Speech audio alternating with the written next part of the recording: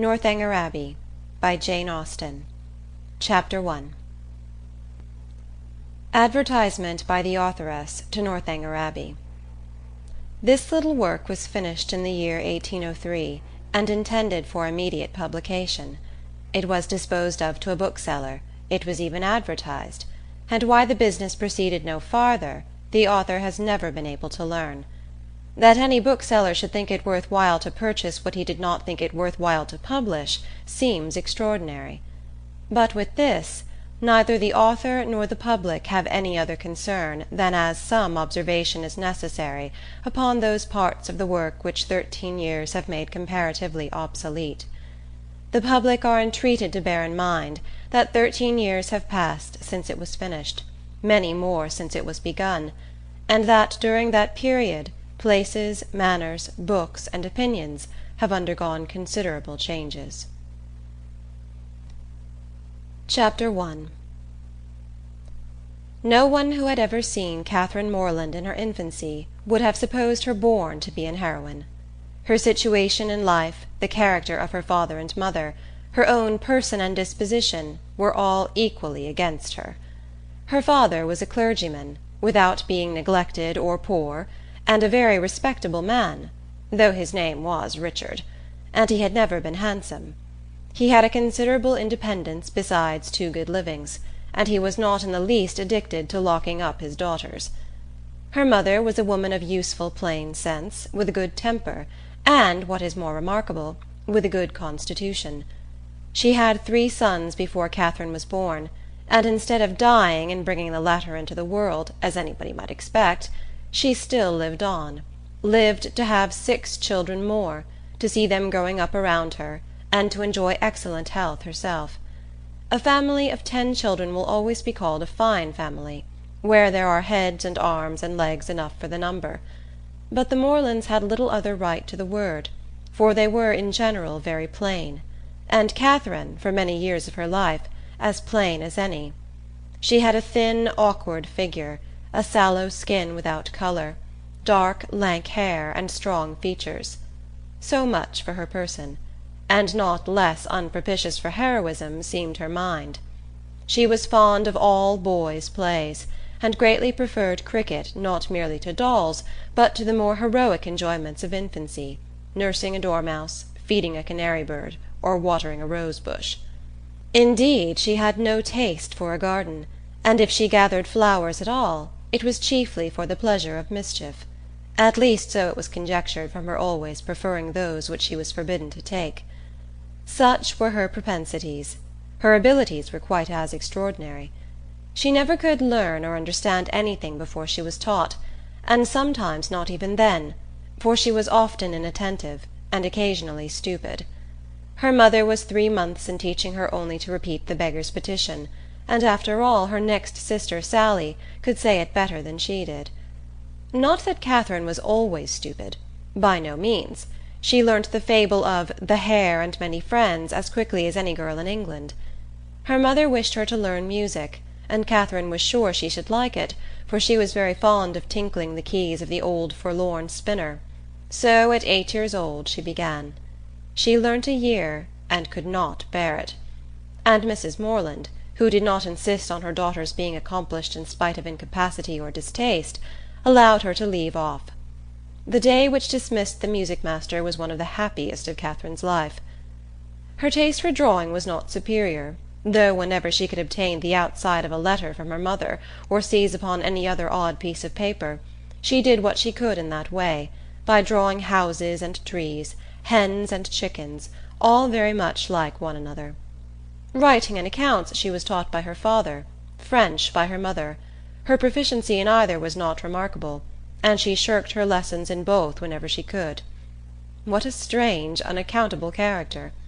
For with all these symptoms of profligacy at 10 years old, she had neither a bad heart nor a bad temper, was seldom stubborn, scarcely ever quarrelsome, and very kind to the little ones, with few interruptions of tyranny.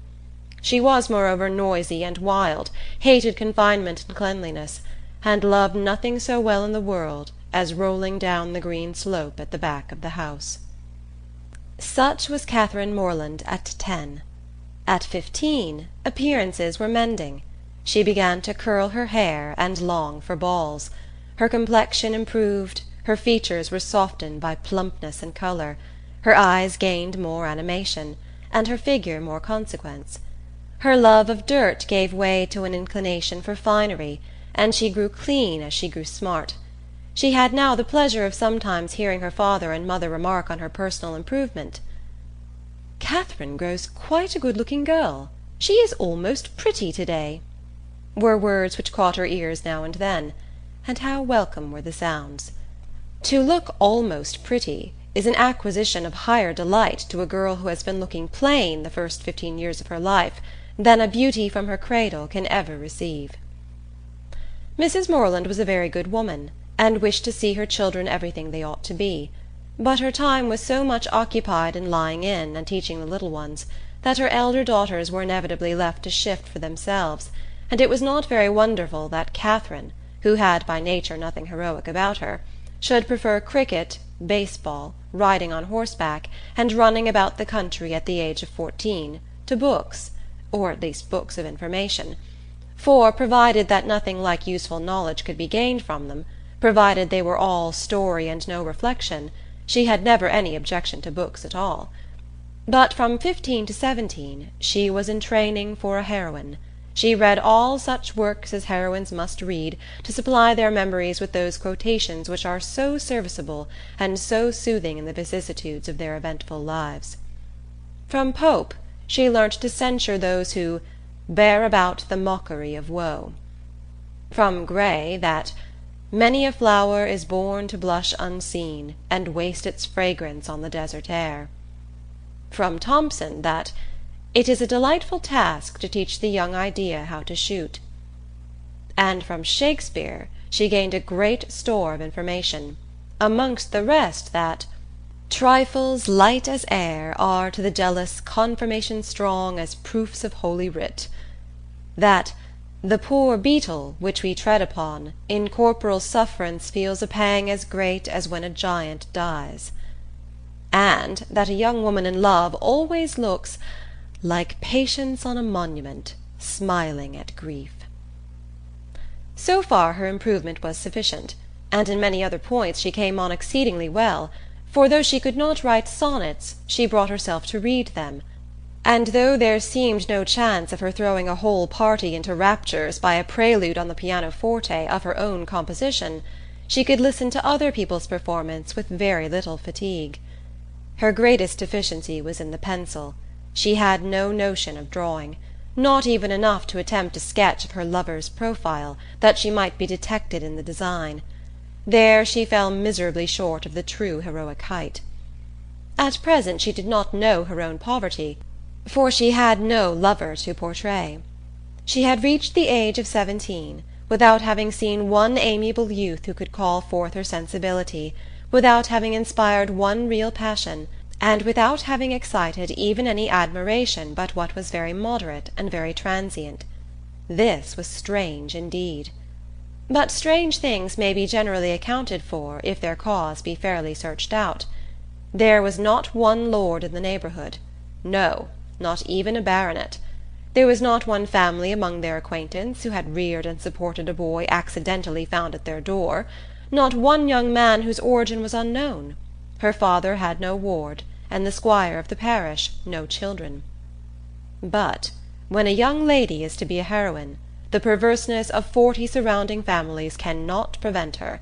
Something must and will happen to throw a hero in her way. Mr. Allen, who owned the chief of the property about Fullerton, the village in Wiltshire where the Morelands lived, was ordered to Bath for the benefit of a gouty constitution, and his lady, a good-humoured woman, fond of Miss Moreland, and probably aware that if adventures will not befall a young lady in her own village she must seek them abroad, invited her to go with them. Mr. and Mrs. Moreland were all compliance, and Catherine all happiness. End of Chapter 1.